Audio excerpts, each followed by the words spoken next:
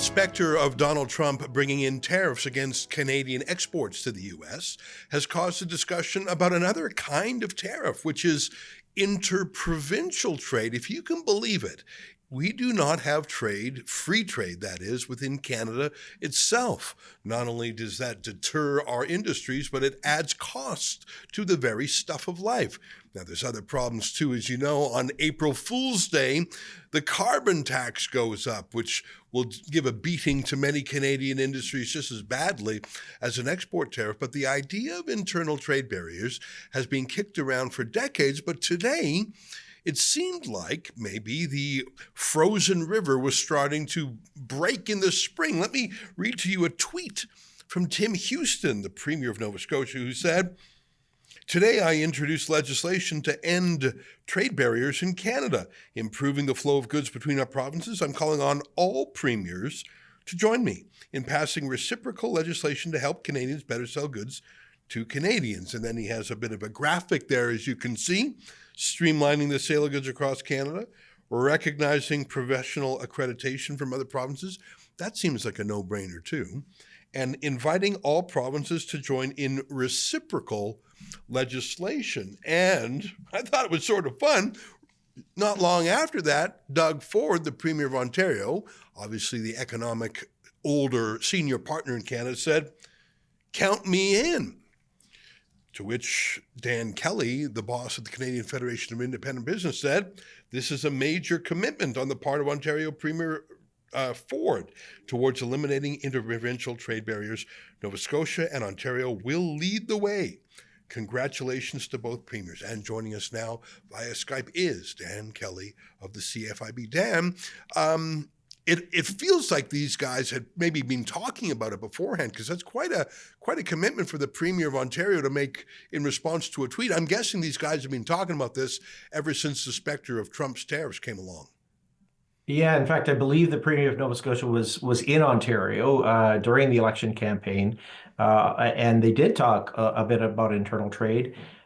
This announcement from Tim Houston was significant, and then the follow-up from Ford certainly a reason for optimism. Obviously, that he has to get reelected for that to happen.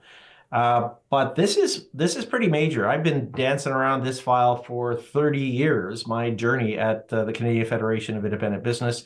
We've had lots of good talk, but very, very little action on the part of provincial governments to getting rid of some of these stupid minor differences in rules, regulations, permits, licenses that cause all sorts of costs to Canadian businesses and to workers as well, but don't add up to much of anything in terms of any protections that they offer society.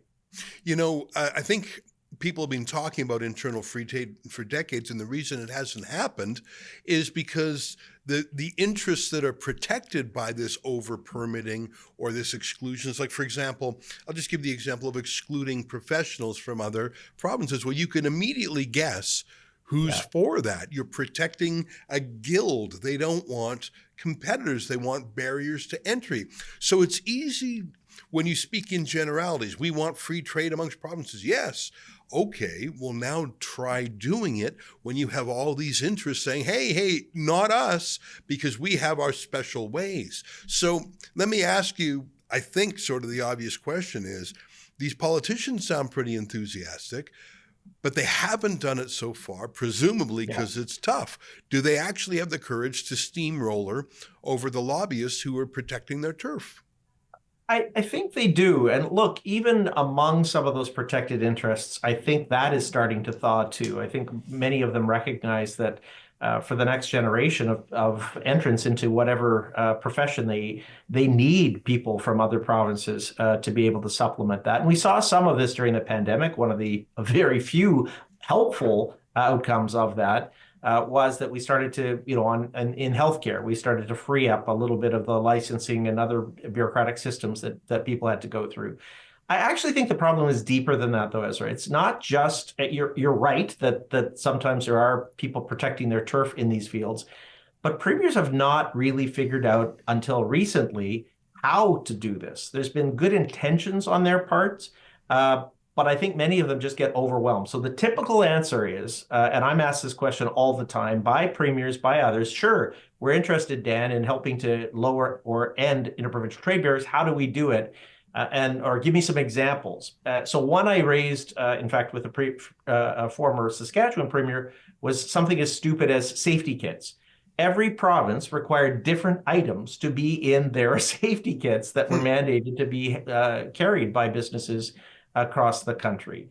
So that meant that a company to create these kits had to make 10 different versions, one for every single province to serve, with different numbers of Band-Aids or slings in the kit.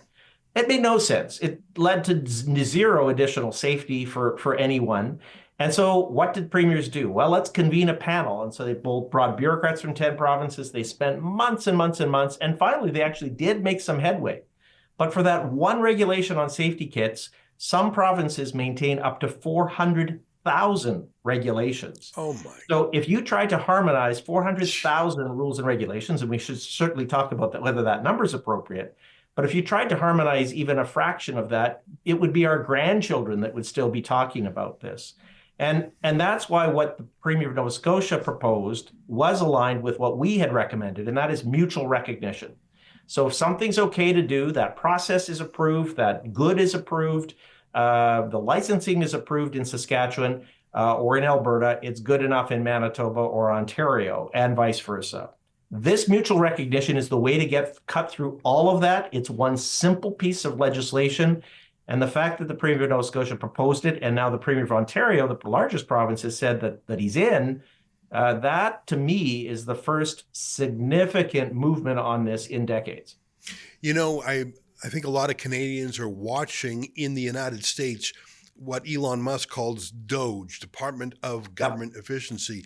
And they're moving so quickly, and they're breaking stuff, and they're shutting stuff down. Like there was this entire $40 billion program called USAID. They just shut it down. They started looking through it and said it's unsalvageable. Now, that's more about a spending savings. Sure. That's not so much about regulations and trade barriers, but you know, what you were talking about there about these 10 different kits in every province, it's almost like the mythical Gordian knot. How do you untie this knot? Of course, the way that in mythology was cut through with a sword. And I think that's the thing. You could try and out-bureaucrat the other bureaucrats, or you could just take a sword and cut through it. I don't know if our Canadian system has the ability to muster a DOGE, but I sense that you got to move so quickly that the bureaucrats and those with the inertia can't react. One of the things that Elon Musk is good at doing is working fast, working around the clock, and working in dramatic ways that the incumbents are not used to handling. And I don't know if we have that spirit in Canada. I would like to think we do. Or is that necessary? I'm sort of jealous of them, Dan. Well, look, one of the few potential positives out of the threat of U.S. tariffs is that it has sharpened Canadian minds to cut through some of the BS in our systems. I mean, gosh. Look, even the Liberal leadership candidates have started to pivot on many of their major policies in response. Provinces are looking at getting serious about this and saying, okay, we just need to do this.